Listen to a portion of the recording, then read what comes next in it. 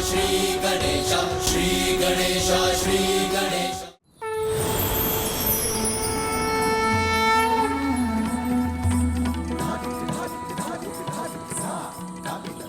मुझे क्षमा कीजिए प्रभु, मैंने आपको पहचाना नहीं। आप मुझे क्षमा कीजिए देवी कि मैंने आपकी परीक्षा ली।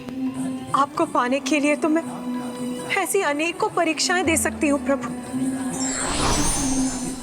सभी विकारों से परे अब आप अपनी पूर्णता में हैं अथवा नहीं, मात्र यही देखना चाहता था देवी, जिसके लिए मुझे ये अवतार लेना पड़ा। मैं तो पूर्ण रूप से आपके प्रति समर्पित हूँ प्रभु, और सदैव रहूंगी।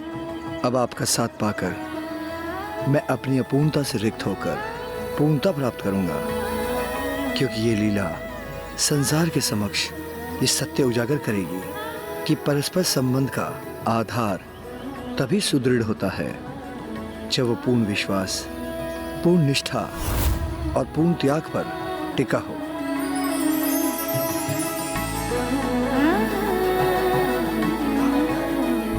अद्भुत। माँ के दृष्टिकोण से तो मुझे इस कथा का ज्ञान था, किंतु अब आपने मुझे पिताश्री के दृष्टिकोण से भी ये कथा सुनाई तो मुझे ज्ञात हुआ कि माँ को पाने के लिए पिताश्री ने भी कितने कष्ट सहे और किस प्रकार उन्होंने अपने ब्रह्मचारी अवतार के उदाहरण से जगत के समक्ष सुखी संबंध का रहस्य उजागर किया। संसार को ये दर्शाया कि निष्ठा और विश्वास से ही उत्तम संबंध की नींव स्थापित होती है। जगत के समक्ष सुखी संबंध का रहस्य उजागर किया। किसी एक को त्याग करने के लिए विवश करने के स्थान पर एक दूसरे के प्रति त्याग की भावना से उनकी प्रसन्नता में अपनी प्रसन्नता पाने से ही जीवन सुखमय होता है और अटूट संबंध स्थापित होता है।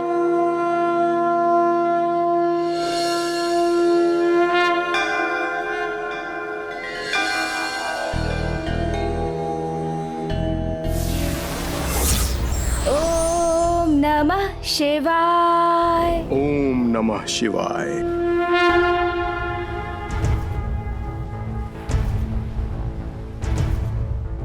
त्र्यंबकं सदाशिवं नमामि हे उमापति जय नीलकंठ जय अनंत नमोस्तुते नमोस्तुते। हो भोलेनाथ भक्त के हो कष्ट से निवारते, ये सृष्टि सारी संकटों से जीवी है उबारते। ओम नमः शिवाय, ओम नमः शिवाय, ओम नमः शिवाय, ओम नमः शिवाय, ओम नमः शिवाय, ओम नमः शिवाय। सही व्यथा अनेक और वर्षों तक प्रतीक्षा की मां पार्वती के जैसे शिव जी ने भी है परीक्षा दी। संभव है कुछ भी जिसने दृढ़ निश्चय मन से कर लिया, ब्रह्मचारी अवतार में संदेश ये सबको दिया। ओम नमः शिवाय, ओम नमः शिवाय, ओम नमः शिवाय, ओम नमः शिवाय, ओम नमः शिवाय।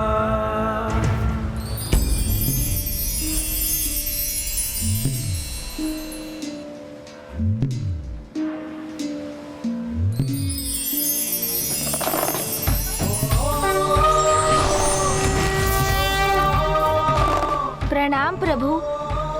प्रणाम प्रभु। कल्याण हो।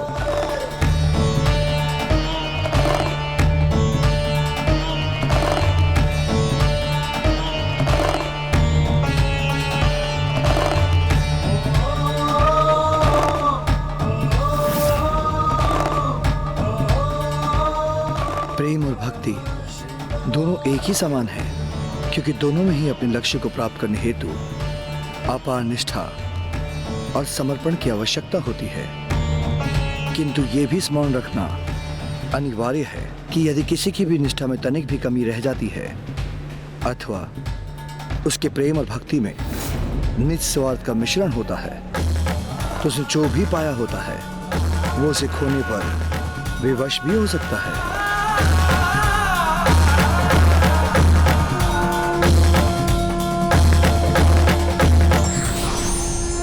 मैं प्रभु ब्रह्मचार्य का संकेत समझ गया गौरी पुत्र। कहीं उनका संकेत आत्मलिंग के प्रति तो नहीं था ना लंकेश? नहीं गौरी पुत्र, कदापि नहीं। ओहो, लंकेश के मन मस्तिष्क पर भक्ति के अहंकार का ऐसा आवरण चढ़ा हुआ है कि ये तो किसी भी मूल्य पर कुछ समझने के लिए तैयार ही नहीं। तो फिर आप ही बताइए, वो आपके अनुसार किस विषय पर चर्चा कर रहे थे लंकेश? वो तो हमारा ध्यान अपने अगले अवतार की ओर केंद्रित कर रहे थे, जिन्होंने अपनी एक भूल से वो सब कुछ गवा दिया जो उन्होंने ब्रह्मचार्य से प्राप्त किया था। वो दिव्य परिणय से पूर्व देवी पार्वती का साथ खो भी सकते थे।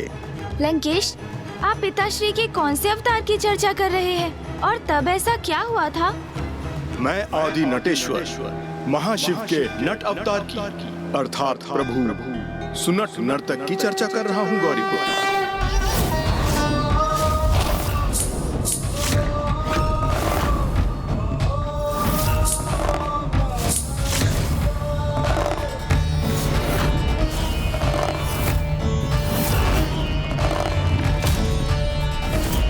इस प्रकार प्रभु का नटराज स्वरूप सामने आया।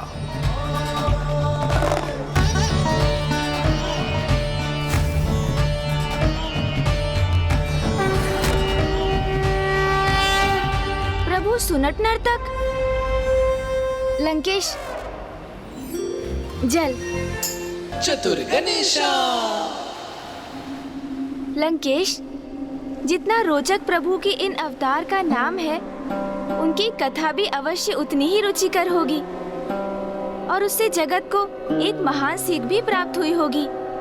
गौरी पुत्र, प्रभु की लीला तो सर्वथा अद्भुत ही है और उनके प्रत्येक अवतार के पीछे सदैव जगत कल्याण का यही उद्देश्य रहता है कि उनके उदाहरण से जगत वासियों को अनूठा एवं सहज ज्ञान प्राप्त हो, जिसका लाभ उठाकर वो अपना जीवन सफल और उपयोगी बना सके। इसी क्रम में प्रभु शिव शंकर शंभु ने अपने सुनट नर्तक अवतार से मर्यादा पूर्वक सुखी वैवाहिक जीवन व्यतीत करने का मार्ग प्रदर्शित किया। गौरी पुत्र, इस कथा का आधार बना वो प्रसंग जब प्रभु के ब्रह्मचारी अवतार लेने के उपरांत देवी पार्वती को अपने साथ कैलाश ले जाने की इच्छा व्यक्त की और माँ ने पिताश्री का ये प्रस्ताव अस्वीकार कर दिया। हाँ गौरी पुत्र। आप ये क्या कह रही हैं देवी? आपकी इस अस्वीकृति का क्या अर्थ है? प्रभु, मेरा अर्थ है कि अभी मैं आपके साथ कैलाश नहीं आ सकती, क्योंकि हमारा पूर्ण मिलन तो तभी स्थापित हो सकता है जब विधि विधान से हमारा ब्रह्म विवाह संपन्न हो, जो तभी संभव है जब आप अथवा आपके पक्ष से कोई मेरे माता पिता के समक्ष विवाह प्रस्ताव लेकर प्रस्तुत हो और वो कन्यादान कर मुझे आपको सौंपे, क्योंकि कन्यादान के बिना आपका मुझ पर पूर्ण अधिकार कैसे हो सकता है प्रभु? आपने सर्वथा उचित कहा देवी, क्योंकि मर्यादाओं को निभाए बिना कोई भी कार्य ना तो शुभ होता है और ना ही पूर्ण होता है।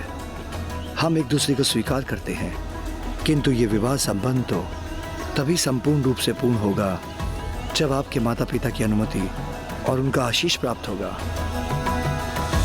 मैं वचन देता हूँ, समस्त मर्यादाओं का पालन करते हुए आपके माता पिता द्वारा स्वेच्छा से कन्यादान के साथ वैदिक विधि से संपन्न होगा हमारा ब्रह्म विवाह।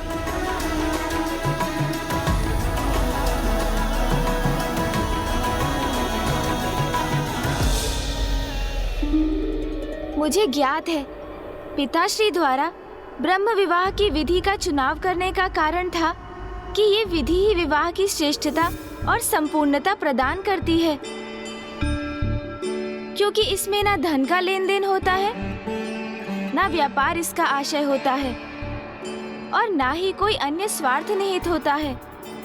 ब्रह्म विवाह तो मात्र मर्यादा और कन्या के माता पिता के आशीष के साथ उनके द्वारा पूर्ण हृदय से कन्यादान किए जाने से ही संपन्न हो जाता है। आपने सर्वथा उचित कहा गौरी पुत्र। अब तो जैसे आप पर मेरी संगति का प्रभाव उसके चरम पर है, क्योंकि आप तो बुद्धिमान पूर्व से ही हैं, किंतु अब आपकी बुद्धिमता में अपार वृद्धि हो गई है। कदाचित ये तो आपके द्वारा सुनाई जाने वाली शिव कथा का ही प्रभाव है लंकेश। तो फिर आगे सुनिए कि क्या हुआ। प्रभु ये नहीं चाहते थे कि देवी पार्वती के पिता महाराज हिमावन प्रभु के प्रभुत्व से प्रभावित होकर विवश हो जाएं और कन्यादान करने के लिए अपनी सहमति दें। इसलिए प्रभु ने महाराज हिमावन से देवी पार्वती का हाथ मांगने के लिए प्रभु सुनट नर्तक का अवतार लिया।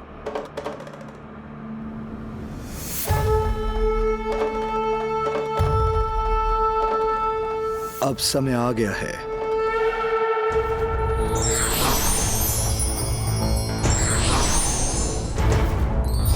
जटाटवीकलज्वल प्रवाह पावितस्थले कलेवलम्ब्य लम्बिताम्बुजङ्ग मालिका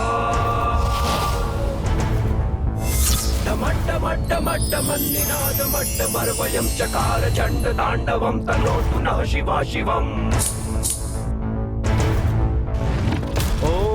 नमः शिवाय, ओम नमः शिवाय, ओम नमः शिवाय, ओम नमः शिवाय, ओम नमः शिवाय। हरि हरि ओम, हरि हरि ओम, हरि हरि ओम, हरि हरि ओम, हरि हरि ओम, अति तुंदल। हरि हरि ओम। प्रभु का ये रूप तो सर्वथा अद्भुत है। हरि हरि ओम।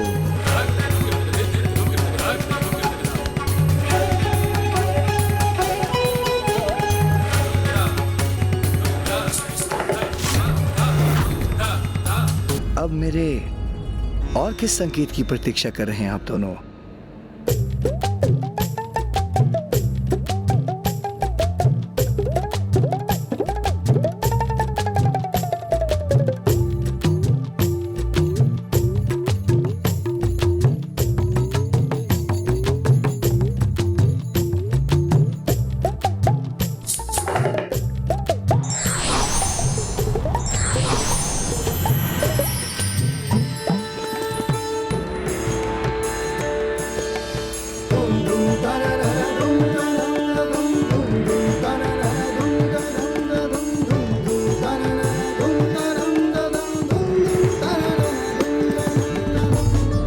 हरि हरि ओम, हरि हरि ओम, हरि हरि ओम, हरि हरि ओम।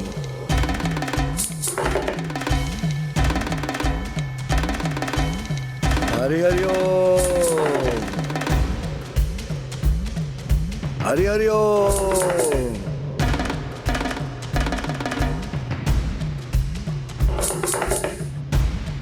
हरि हरि ओम।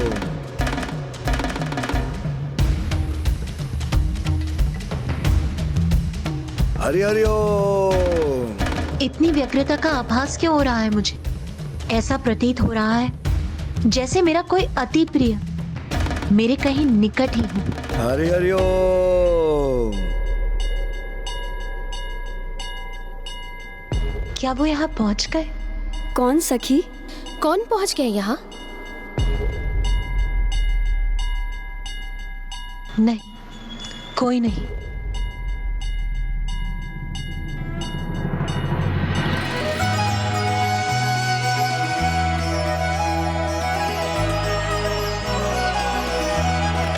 हरि हरि ओम, हरि हरि ओम, हरि हरि ओम।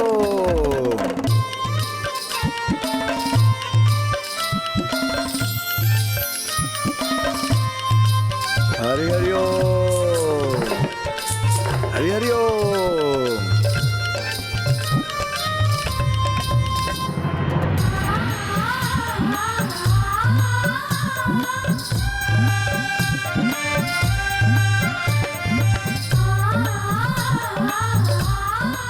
तो क्या अपने वचन के अनुसार प्रभु विवाह प्रस्ताव लेकर आ गए हैं? हरि हरि ओम।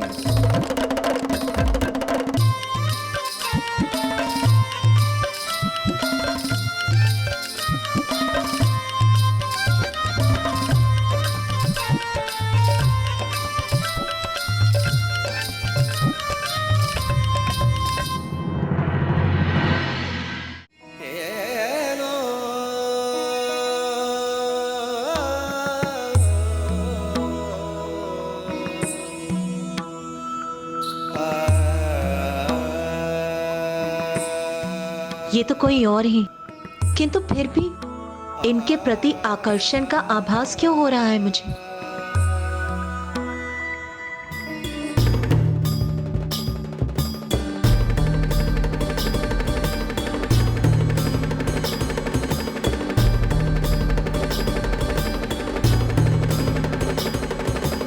सखी पार्वती, क्या तुम इस नट से परिचित हो?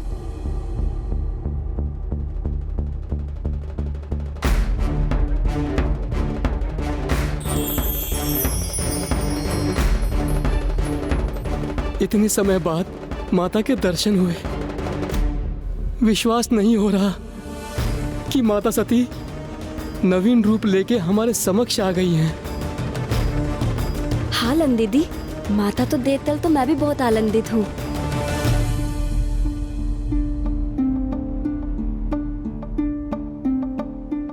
बताइए ना सखी पार्वती, क्या आप इनसे पूर्व परिचित हैं? आभास तो कुछ ऐसा ही हुआ था मुझे। मैं तो समझी थी कि प्रभु का आगमन हुआ है यहाँ, किंतु ऐसा है नहीं।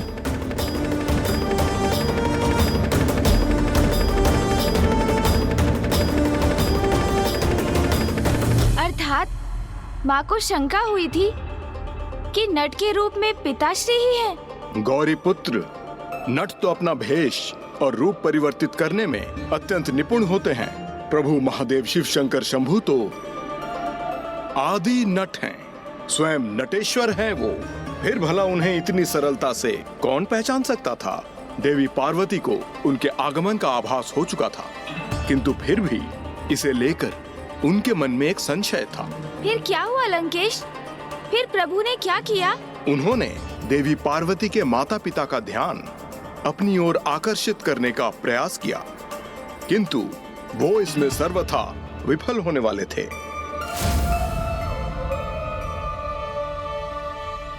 नहीं, कदाचित मुझसे ही इन्हें पहचानने में कोई भूल हुई है।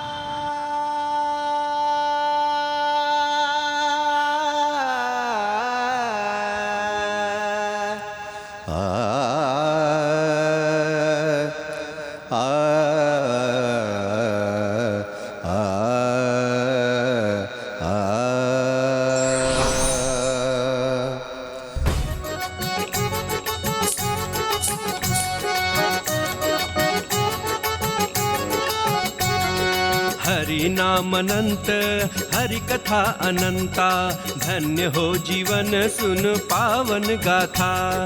हरि नाम अनंत, हरि कथा अनंता, धन्य हो जीवन सुन पावन गाथा। नारायण की महिमा अगम अपार, पाप मिटाने हेतु लिए अवतार। सुनो सुनो महिमा अपरम पार, सुनो सुनो महिमा अपरम पार। सुनो सुनो सुनो महिमा अपरम पार, सुनो सुनो महिमा अपरम पार।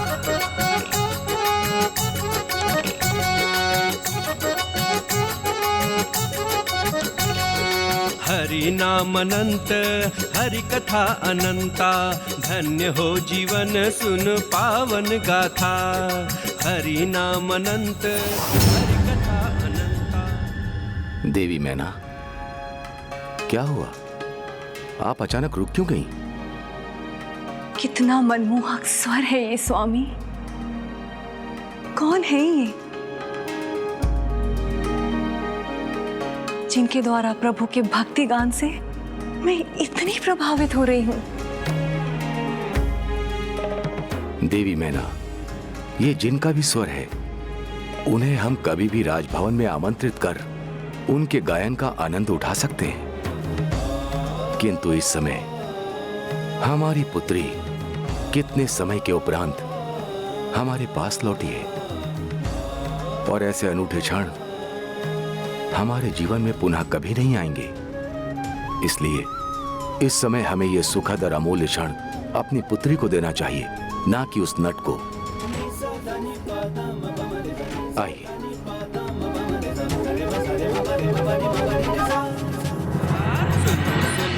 महिमा अपरम पार, सुनो सुनो महिमा अपरम पार, सुनो सुनो सुनो महिमा अपरम पार, सुनो सुनो महिमा अपरम पार।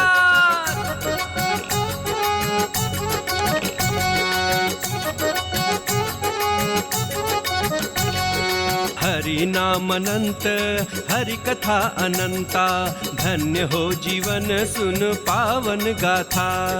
हरि नाम अनंत, हरि कथा अनंता, धन्य हो जीवन सुन पावन गाथा। नारायण की महिमा अगम अपार, पाप मिटाने हेतु लिए अवतार।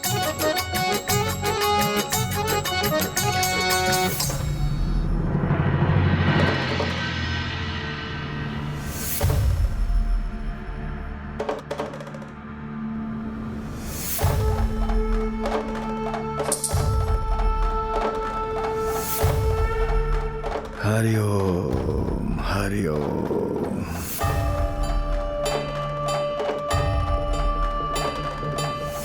हरि ओम, हरि ओम। महाराज, मुझे आशा है मैं आपको यहाँ अपने नट कौशल का प्रदर्शन करने प्रस्तुत हुआ हूँ। यदि आप मुझे एक अवसर दें तो मैं आपको अपने प्रभु विष्णु, प्रभु शिव की कथा सुनाने का एक अवसर चाहता हूँ। हरि हरि ओम।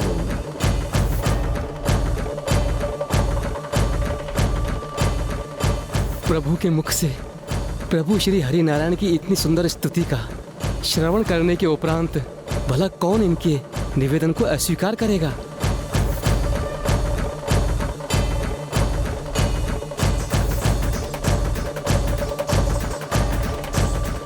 अद्भुत। स्वागत है तुम्हारा सुनट नर्तक। तुम्हारे गायन से मैं और मेरा समस्त परिवार अत्यंत प्रभावित हुआ और मुझे पूर्ण विश्वास है कि तुम्हारा नट कौशल और भी प्रभावी होगा, किंतु आज का दिन उसके लिए उचित नहीं है।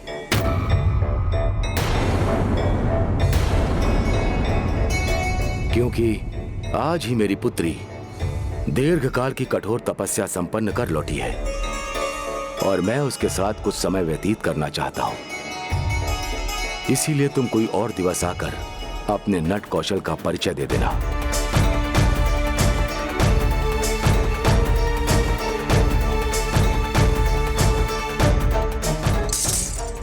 हरि हरि ओम। हरि ओम।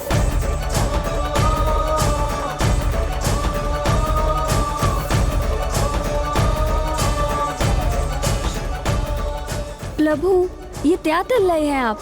हाँ प्रभु, आप ऐसे कैसे लौट सकते हैं? नंदी, तोतला, हम यहाँ बिना निमंत्रण के अथवा पूर्व सूचना के ही पहुंच गए। इस समय साधारण प्रजाजन के रूप में होने के कारण हमें राजा के आदेश का पालन करना सर्वथा अनिवार्य है, क्योंकि यही राजा और प्रजा के संबंध की मर्यादा के अनुरूप है। हरि ओम, हरि ओम।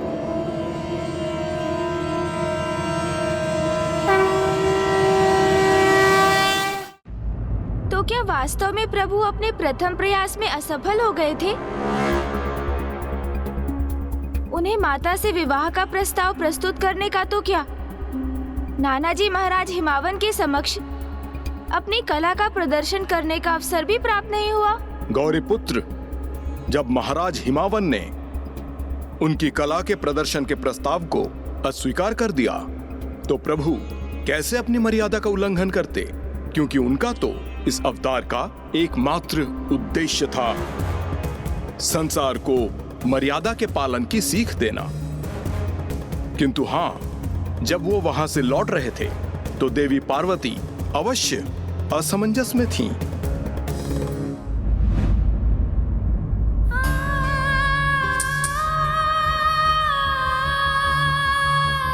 अपने किसी से विलग होने की अपार वेदना का अनुभव क्यों हो रहा है मुझे?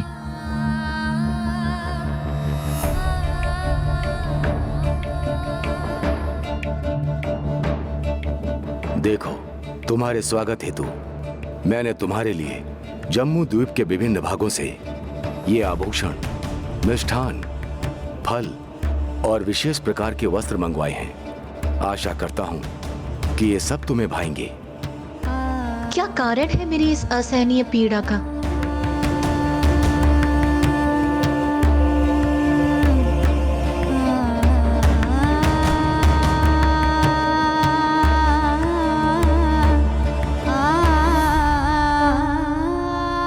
पार्वती,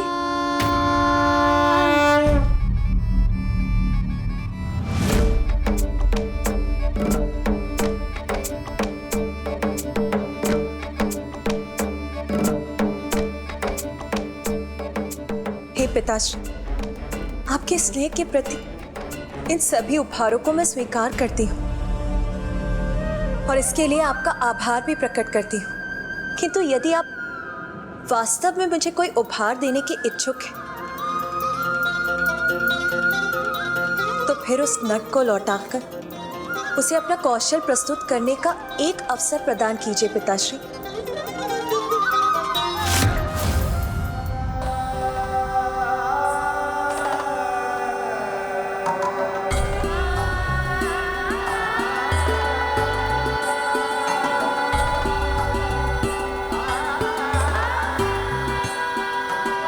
अवश्य पुत्री, तुम्हारी प्रत्येक इच्छा पूर्ण करना मैं अपना सौभाग्य समझता हूं। मैं किसी भी प्रकार उस नट को यहां प्रस्तुत करूंगा।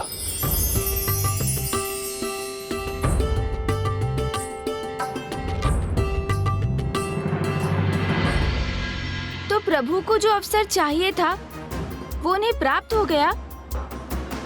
फिर तो पिताश्री ने अवश्य ही नानाजी हिमावन को प्रभावित कर उनसे माँ का हाथ मांग लिया होगा ना? आप कुछ भूल रहे हैं गौरी पुत्र। मैंने आपसे पूर्व में ही कहा था, प्रभु सुनट नर्तक तो ऐसा कुछ करने वाले थे जिससे उनका सर्वस्व दांव पर लगने वाला था। कैसे लंकेश? ये भी मैं आपको अवश्य बताऊंगा, किंतु उसके पूर्व ये सुनिए गौरी पुत्र। देवी पार्वती के अनुरोध करने पर महाराज हिमावन ने उसी समय किसी सेवक को भेजकर प्रभु सुनट नर्तक को राजभवन की रंगशाला में प्रस्तुत होने का आदेश दिया। फिर उन्होंने ऐसा वचन दे दिया जो आगे चलकर स्वयं उनके लिए बहुत कठिनाई उत्पन्न करने वाला था। अपने दिव्य स्वर से हमें प्रभावित करने वाले महानट, अपनी ऐसी श्रेष्ठतम प्रस्तुति प्रस्तुत करो जो हमारे अंतर मन में बस जाए, हमारे हृदय को प्रभावित कर हमें तुम्हारे भाव से जोड़ दे। और उससे भी अधिक, यदि तुमने अपने नाट्य कौशल से हमारी पुत्री पार्वती को प्रसन्न किया तो मैं तुम्हारी मनचाही इच्छा अवश्य पूर्ण करूंगा। मुझे ज्ञात है देवी, ये अत्यंत कठिन अवश्य है, किंतु मैं तब तक अपने वास्तविक परिचय को आपसे छिपा कर रखना चाहता हूँ जब तक मैं आपके पिता महाराज हिमवन के समक्ष अपना विवाह प्रस्ताव प्रस्तुत न कर देता, जिससे आपके माध्यम से उन्हें मेरा परिचय प्राप्त होने की संभावना ही न रहे।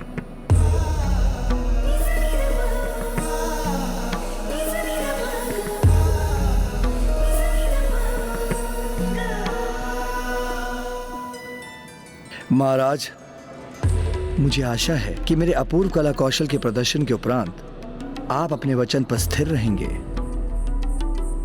और मेरी मनचाही इच्छा अवश्य पूर्ण करेंगे। विश्वास रखो नट, यदि तुमने अपना कार्य कुशलता से पूर्ण किया तो मैं अपना वचन अवश्य पूर्ण करूंगा।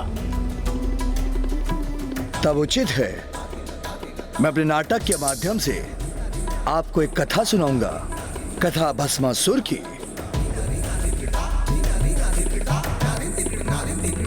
जिसमें प्रभु महादेव ने एक वरदान दिया जो स्वयं महादेव के लिए एक संकट का कारण उत्पन्न कर गया।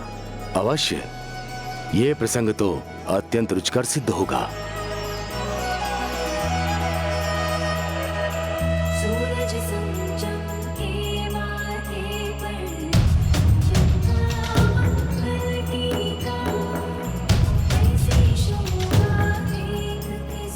महाराज, अत्यंत रुचिकर होगा।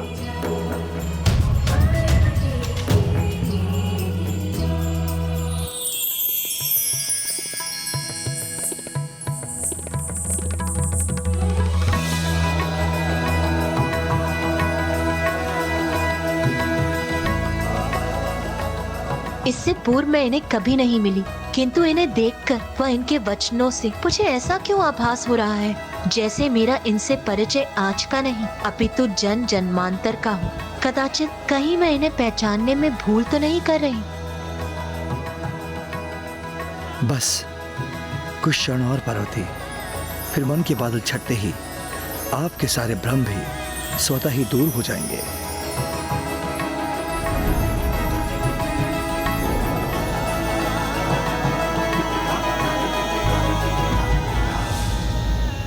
प्रेम और भक्ति दोनों ही एक दूसरे के पूरक हैं, किंतु ईश्वर की इच्छा एवं कृपा के बिना इसे प्राप्त नहीं किया जा सकता।